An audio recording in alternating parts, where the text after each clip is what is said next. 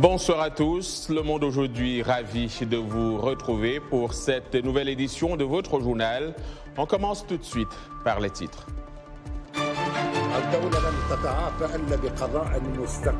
En Tunisie, Kais Saïd hausse le ton contre les membres de l'ancien Parlement. Il dénonce une réunion qualifiée d'illégale organisée par ceux-ci dans le but, affirme le président, de créer le désordre dans le pays. C'est un fléau qui prend de l'ampleur au Cameroun, celui de la drogue chez les jeunes, notamment les enfants de la rue. Nous verrons dans ce journal avec notre correspondant Emmanuel Juntap comment des associations, médecins et autres bénévoles se mobilisent pour désintoxiquer cette tranche d'âge. Cet homme ne peut pas rester au pouvoir. Ces propos du président américain Joe Biden à l'endroit de Vladimir Poutine continuent de faire réagir les acteurs politiques et diplomatiques. Et à la Maison-Blanche, on assure que leur but n'était pas de démettre le président russe de ses fonctions. Nous en saurons plus avec Anita Powell, notre correspondante à la Maison-Blanche.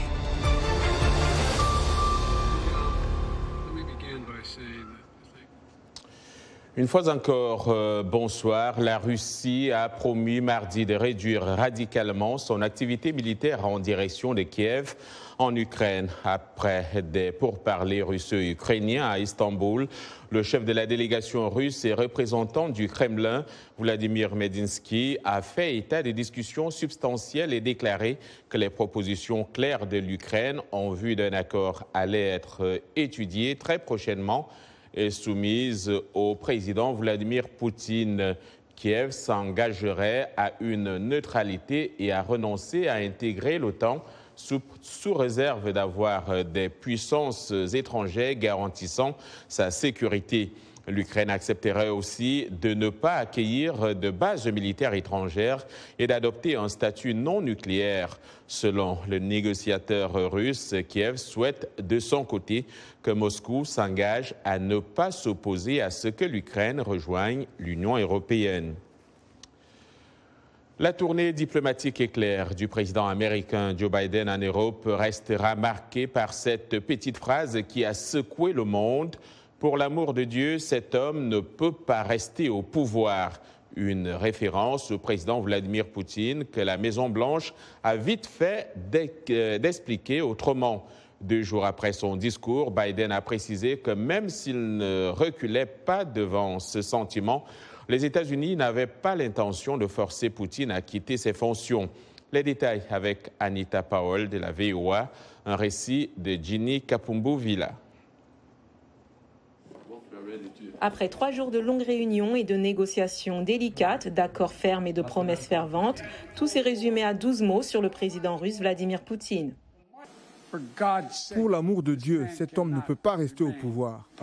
De retour à Washington lundi, Biden a défendu ses propos mais a clarifié son intention. Je ne réitère rien. Le fait est que j'exprimais l'indignation morale que je ressentais envers la façon dont Poutine agit et les actions de cet homme, qui n'est que brutalité sur la moitié des enfants en Ukraine. Je venais juste de vivre avec ces familles. Et donc, mais je veux que ce soit clair, je n'étais pas à l'époque et je n'articule pas maintenant un changement de politique. J'ai exprimé l'indignation morale que je ressens et je ne m'en excuse pas. Mais les analystes disent que c'est un discours dangereux pour la diplomatie américaine.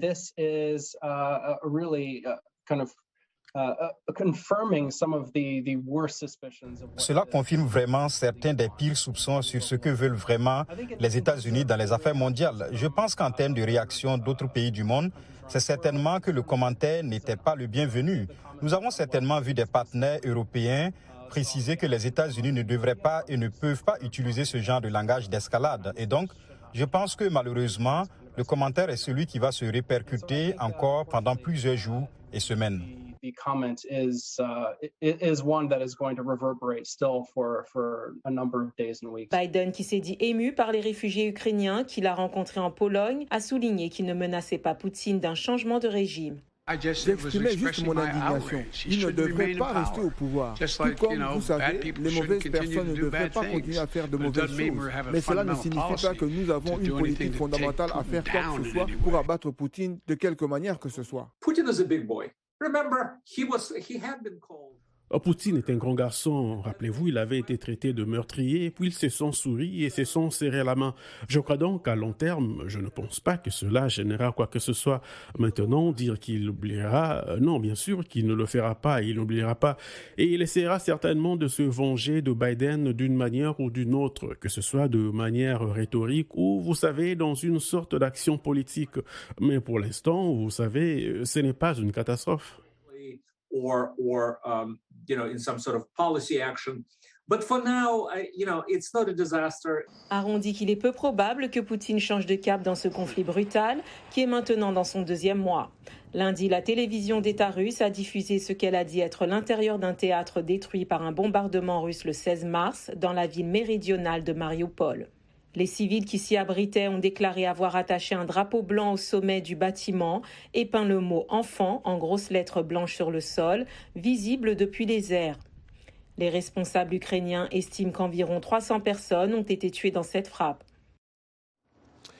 La RDC a officiellement intégré la communauté des États d'Afrique de l'Est, rejoignant le Burundi, le Rwanda, le Kenya, l'Ouganda, la Tanzanie et le Soudan du Sud. Le président en exercice de l'EAC, le chef de l'État kényan, Uhuru Kenyatta, a officialisé la décision lors d'un sommet en ligne des dirigeants des États membres. Cette organisation régionale, qui a établi un marché commun en 2010, vise à faciliter le commerce transfrontalier en supprimant les droits de douane entre États membres. Fondée en 2000, l'EAC a notamment pour but de faciliter le commerce transfrontalier en supprimant donc les droits de douane entre ses États membres. Elle a établi un marché commun en 2010 avec ses 90 millions d'habitants. La RDC porte le marché potentiel de l'EAC à près de 300 millions de personnes. Au Nigeria, des hommes armés présumés ont attaqué un train de voyageurs qui reliait la ville de Kaduna dans le nord-ouest du pays à la capitale fédérale Abuja. C'était lundi soir. Ces hommes armés ont posé des explosifs sur la voie ferroviaire, ce qui a endommagé les moteurs du train. Il s'agit de la 2e attaque ferroviaire depuis octobre 2010 au Nigeria. L'attentat contre ces trains, qui avait près de 1000 passagers à bord, n'a pour l'heure pas été revendiqué. L'armée a été déployée sur le site de l'attaque pour sécuriser le train, selon un porte-parole du gouvernement de l'État de Kaduna. La Société nationale des chemins de fer a annoncé mardi qu'elle suspendait ses opérations sur l'une des voies des plus populaires du pays jusqu'à nouvel ordre. En Tunisie, le président Kais Saïed a dénoncé les réunions illégales du bureau du Parlement suspendues depuis son coup de force en juillet, qui vise, selon lui, à créer le désordre dans le pays, secoué par une profonde crise politique. Les précisions de Gabi Dorsil. À l'ouverture lundi du Conseil de la sécurité nationale, une réunion dont l'enregistrement vidéo a été publié tôt mardi sur la page Facebook de la présidence tunisienne, Kais Saïed s'est voulu ferme. Ce qui s'est passé aujourd'hui, et la soi-disant réunion virtuelle, est illégal parce que l'Assemblée des représentants du peuple est envieilleuse ainsi que son bureau. Après des mois de blocage politique, M. Saïed, élu fin 2019, s'est arrogé les pleins pouvoirs le 25 juillet dernier, limogeant le Premier ministre et suspendant le Parlement. Le bureau de l'Assemblée des représentants du peuple, une instance qui regroupe la présidence du Parlement et des représentants des partis y siégeant, a organisé lundi une réunion en ligne et a décidé la tenue d'une séance plénière mercredi pour examiner l'annulation des mesures exceptionnelles décidées par le président Saïed. Ces mesures lui permettent de gouverner par décret. Le bureau, présidé par le chef du parti d'inspiration islamiste Ennahda, Rachid Ghannouchi, n'a pas précisé si cette plénière aurait lieu en ligne ou dans son siège, fermé depuis le coup de force du président. Ceux qui veulent le désordre dans l'État et ses institutions ou qui veulent s'entretuer, il y a des forces et des institutions qui les combattront, a mis en garde Kais Saïed. L'État se rétablira seulement grâce à un pouvoir judiciaire indépendant opposé par ceux qui tentent de miner l'État et ceux qui cherchent désespérément à fomenter un coup d'État. Kais Saied a dit aux députés avec une pointe d'ironie qu'ils pouvaient se réunir dans une navette spatiale. Et puis retour au Congo, dans l'est de la République démocratique du Congo, donc, où la mission de l'ONU en RDC, la MONUSCO, a perdu le contact avec un de ses hélicoptères de reconnaissance ce mardi 29 mars à midi. Sur son compte Twitter officiel, la MONUSCO a indiqué que l'hélicoptère était en mission de reconnaissance dans la zone de Tchanzu, dans le territoire de Rutshuru, au nord Kivu. L'armée congolaise, de son côté, parle d'un forfait perpétré par les rebelles du mouvement du 23 mars, le M23, alors que l'hélicoptère était en mission offensive avec à son bord 8 casques bleus, des membres d'équipage et des observateurs de l'ONU. Tous seraient morts selon les dernières informations. Suivez le général de brigade Sylvain Ekenge, porte-parole du gouvernement provincial du Nord Kivu, dans cet extrait choisi par notre correspondant dans la région, Zanem Neti Zaidi. Les forces armées de la République démocratique du Congo portent à la connaissance de l'opinion tant nationale qu'internationale que, en plus des dégâts causés hier le 28 mars 2022 par les M23 à Tchanzu, Runyonyi, Ndiza, Tchenguerero et les environs, ce mouvement récidiviste M23 vient d'abattre dans la zone qu'il contrôle l'un des 2 hélicoptères de reconnaissance de la mission des Nations Unies pour la stabilisation en RDC, en sigle MONUSCO, avec à son bord 8 casques bleus, membres d'équipage et observateurs des Nations Unies.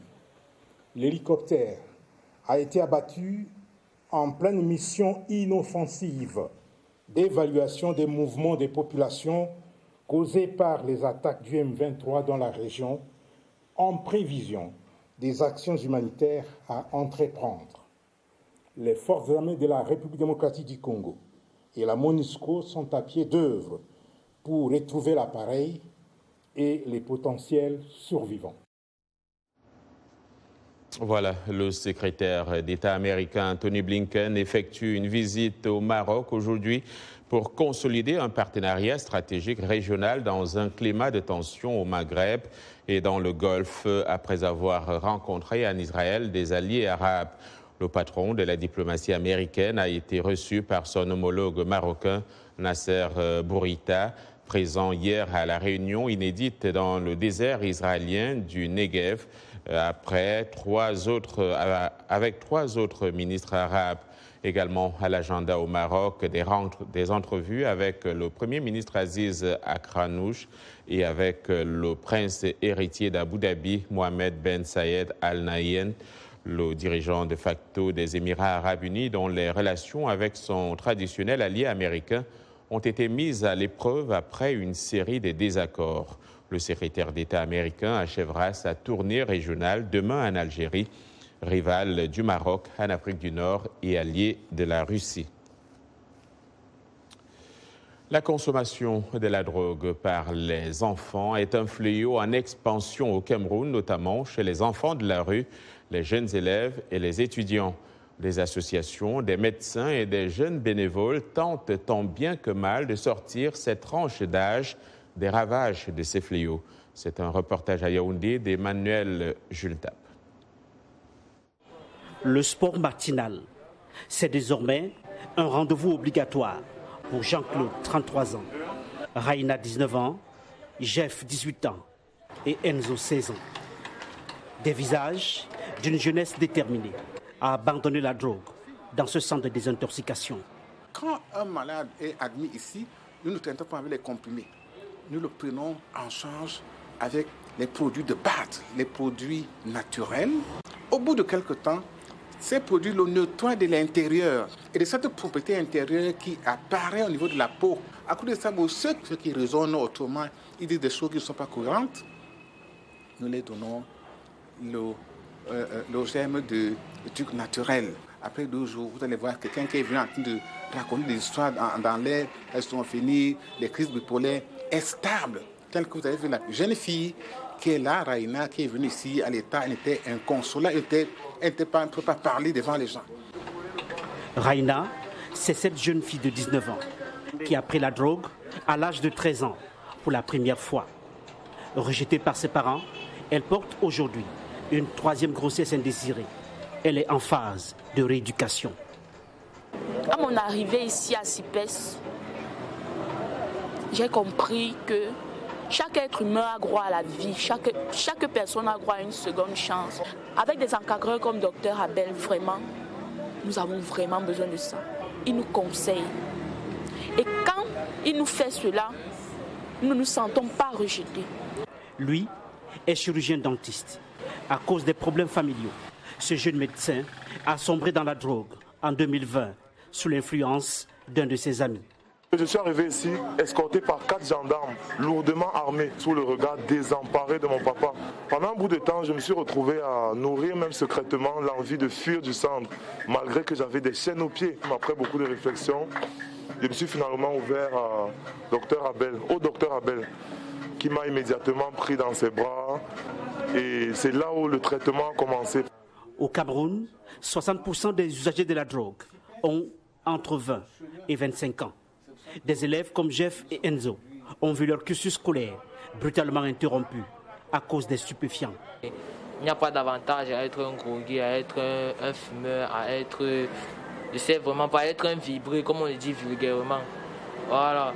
Et pour les parents qui ont des enfants qui se retrouvent dans la même situation que nous, j'aimerais qu'ils n'abandonnent pas, qu'ils ne baissent pas les bras, qu'ils aient toujours confiance en eux. Parce qu'ils n'ont pas fauté sur l'éducation de leurs enfants, c'est juste que c'est une erreur. Si j'avais été droit dès le départ, maintenant je devais être à l'université, mais je suis encore en classe de première, ça m'a ralenti. Reprendre leurs activités dans la société, renaître pour certains ou repartir en famille, c'est désormais le vœu de ces jeunes qui chantent en chœur contre la drogue. Emmanuel Junta pour VOA Afrique, Yaoundé. Vous regardez Le Monde aujourd'hui en direct de Washington sur VOA Afrique. N'allez nulle part ailleurs, l'information vous revient dans un instant.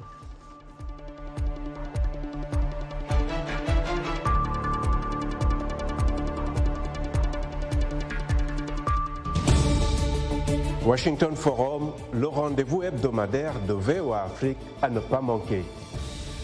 Chaque semaine, nous sommes ensemble pour 30 minutes pour décortiquer les grands sujets qui font l'actualité. Avec nos analystes et nos reporters, nous allons au fond des choses. Politique, économie, société, culture. Nous posons le débat et nos analystes sont là pour apporter l'éclairage. Washington Forum, c'est aussi vous, le public. Vous pouvez participer en réagissant au thème de la semaine sur nos réseaux sociaux. La rédaction de VOA Afrique vous donne rendez-vous sur ses chaînes partenaires, son site voaafrique.com et sur ses plateformes numériques pour prendre part à ce forum réalisé dans nos studios à Washington. À très bientôt dans Washington Forum.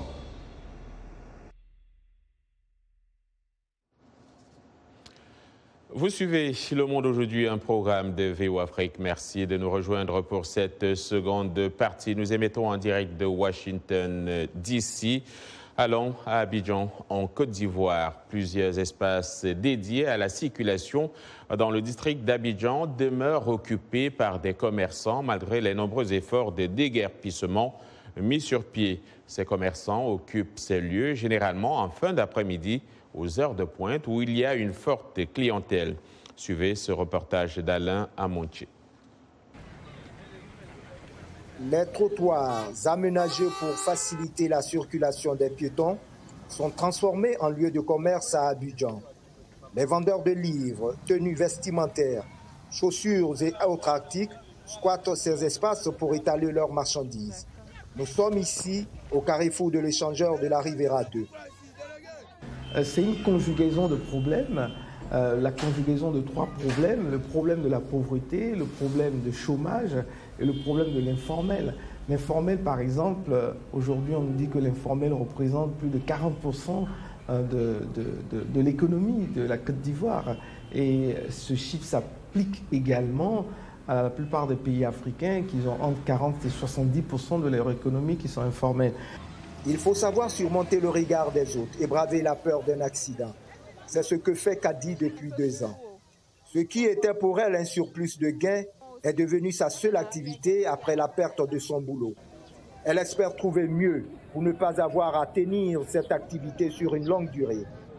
Je me défends en tout cas avec ce que je gagne, parce que ça ne permet pas de payer le loyer, de pouvoir se nourrir et se déplacer. Mais bon, je me défends avec, ça m'aide quand même, ça m'aide un peu. L'État de Côte d'Ivoire, à travers le ministère de la Promotion et de la Jeunesse, a fait des efforts pour financer certains projets, aider certains commerçants à s'installer. Mais de l'avis des principaux concernés, cela reste insuffisant. Pour moi, il y a beaucoup à faire. Il y a beaucoup à faire. On ne dira pas que l'État ferme les yeux sur les réalités de ces jeunes-là, mais il faut reconnaître que les efforts qui sont faits sont insignifiants devant le grand besoin qui existe en la matière. Le dernier recensement général de la population et de l'habitat 2021 en Côte d'Ivoire estime la population à 28 millions de personnes résidentes. De ce nombre, beaucoup de jeunes qui aspirent à un mieux-être. Il faut donc les former, les encadrer, pour les amener à embrasser l'entrepreneuriat avec une meilleure approche. Alain Amochi pour VOA Afrique, Abidjan. Pas moins de 90 jeunes Africains issus de 15 pays ont terminé la semaine dernière leur formation au Centre régional de leadership Yali de Dakar. Le programme Yali, initié par le président Barack Obama en vue de contribuer à doter l'Afrique d'une nouvelle génération de leaders, vient d'atteindre la barre de 20 000 jeunes déjà formés. De Dakar, Sedina Abagé et Serine Saliou Mbaké. À ce propos, business et entrepreneuriat, engagement citoyen, gestion des affaires publiques. Pendant 3 semaines, près d'une centaine de jeunes Africains ont reçu une formation intensive dans ces domaines. Pour eux, les échanges et enseignements ont permis d'avoir une vision plus complète du leadership et surtout de comprendre que seule l'union peut permettre le développement de l'Afrique. Ça me fait comprendre que malgré le fait que nous sommes tous, chacun dans son pays, avec son environnement, avec sa culture et ses mœurs, mais les problématiques, nous, Africains, sont les mêmes. Surtout pendant le cours, on disait chez nous au Mali, chez nous au Niger, chez nous au Sao Tomé. Mais malgré cela, les problématiques sont les mêmes. Cela veut dire que nous, en tant que jeunes leaders, en tant que jeunes Africains, si on travaille en réseau, c'est ça aussi la façon dont ici au Yali nous font comprendre qu'il faut travailler en réseau pour arriver à un bout. Et quel est le but principal pour nous en tant que jeunes Africains? Que toute l'Afrique elle soit développée.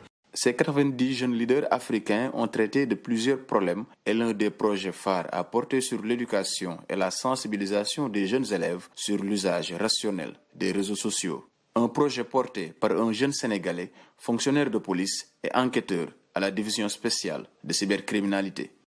Je ne vous l'apprends pas, les réseaux sociaux sont en train de faire des dégâts énormes sur la vie quotidienne des élèves et sur la vie des jeunes d'une manière générale. Donc, ce projet a été réalisé en phase test au lycée Kennedy et dans l'immédiat, des effets ont été sentis parce qu'il y a beaucoup de jeunes qui se sont volontairement manifestés pour dire qu'ils sont victimes d'harcèlement, ils sont victimes de menaces sur les réseaux sociaux. Au-delà de la formation, le Centre régional de leadership Yali Dakar accompagne et encourage ses alumni à partager leurs opportunités et projets avec d'autres jeunes, aux femmes et aux personnes issues des minorités.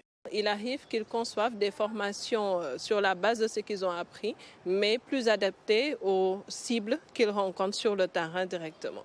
Aujourd'hui, dans les stratégies du Centre régional de leadership Yali Dakar, on va accompagner les réseaux pays qui sont des antennes dans chacun des pays pour qu'ils forment d'autres jeunes, mais en masse. Et tout ce qui est contenu de formation et matériel pédagogique sera fourni par le centre. Donc nous espérons pouvoir atteindre une cible beaucoup plus large que les 4356 qu'on a déjà formés. Au total, c'est plus de 20 000 jeunes leaders africains qui ont eu à bénéficier du programme YALI à travers des centres régionaux de formation en leadership installés à Dakar, Accra, Nairobi et Pretoria. Et puis en sport, on connaît le premier pays africain qualifié pour la prochaine Coupe du Monde prévue au Qatar. Il s'agit du Ghana qui a arraché son ticket en accrochant le Nigeria chez lui 1-1 après le nul 0-0 à l'aller lors des barrages Zone Afrique. Présentement, Lion de la Teranga et Pharaon d'Égypte sont à la séance des pénaltys après un score de 1-0 pour le Sénégal. L'Égypte avait fait pareil à l'aller. Les 3 autres représentants africains au mondial seront connus à l'issue des 3 matchs en cours. Après sa défaite à Douala, 1-0 à l'aller face à l'Algérie, le Cameroun cherche la qualification à Blida. En Algérie, idem pour le Mali, en déplacement à Tunis après son échec 1-0 à Bamako contre la Tunisie. À Casablanca, au Maroc, Lion de l'Atlas et Léopard de la RDC sont aux prises après le nul au match aller à Kinshasa, 1 but partout donc. Et puis, avant de nous quitter, un dernier mot peut-être. Un diamant blanc de 228,31 carats a été dévoilé pour la première fois au public vendredi à Dubaï, aux Émirats arabes unis, avant d'être mis aux enchères en mai prochain en Suisse, où son prix pourrait atteindre les 30 millions de dollars. Surnommé The Rock, la pierre serait polie en Afrique du Sud. Il y a plus de 20 ans, est le plus grand diamant noir jamais classé par l'Institut américain des géomologies, d'après la maison Christie's. Après ses débuts à Christie's de Dubaï, du 26 au 29 mars, donc aujourd'hui, le diamant géant sera présenté à Taipei, à New York et à Genève, où il sera mis en vente le 11 mai prochain. Le record d'enchère pour un diamant incolore est détenu par une pierre de 163, autant pour moi, 41 carats, vendu donc à 33,7 millions de dollars en novembre 2017. En février dernier, Sotheby's à Londres a vendu un diamant noir de 555,55 carats, le plus grand diamant noir naturel au monde, à 4,3 millions de dollars. Pardon, ça met le chat à la gauche quand on parle de diamants. C'est la fin de ce journal Le Monde aujourd'hui, fin de cette édition dont, au nom de toute l'équipe, je vous dis merci de l'avoir suivi. Demain est un autre jour. D'ici là, passez une excellente soirée.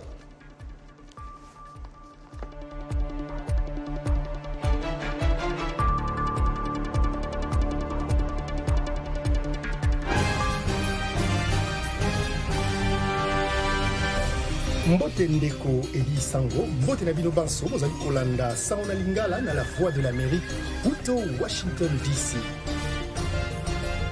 Sango Mokili Lelo, c'est votre nouveau rendez-vous d'actualité en Lingala de la Voix de l'Amérique. Tous les jours, de lundi à vendredi, nous vous proposons 2 éditions d'actualité. La première de 17h à 17h30 à universel et la deuxième de 19h30 à 20h temps universel. Politique, société, culture, économie, sport. La rédaction Lingala de la Voix de l'Amérique vous donne rendez-vous pour décrypter l'actualité congolaise, africaine et du monde. Sango Mokili Lelo, c'est tous les jours, de lundi à vendredi, sur nos ondes et celles de nos stations partenaires, dans l'une des plus belles langues d'Afrique, le Lingala.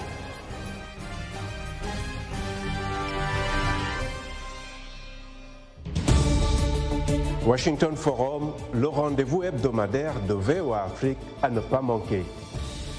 Chaque semaine, nous sommes ensemble pour 30 minutes pour décortiquer les grands sujets qui font l'actualité. Avec nos analystes et nos reporters, nous allons au fond des choses, politiques, économiques.